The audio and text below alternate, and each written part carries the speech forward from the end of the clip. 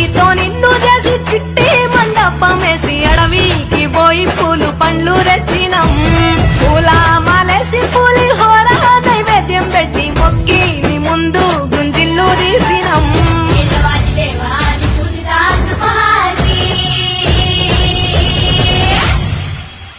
గజనన Ganapati గజముకుడే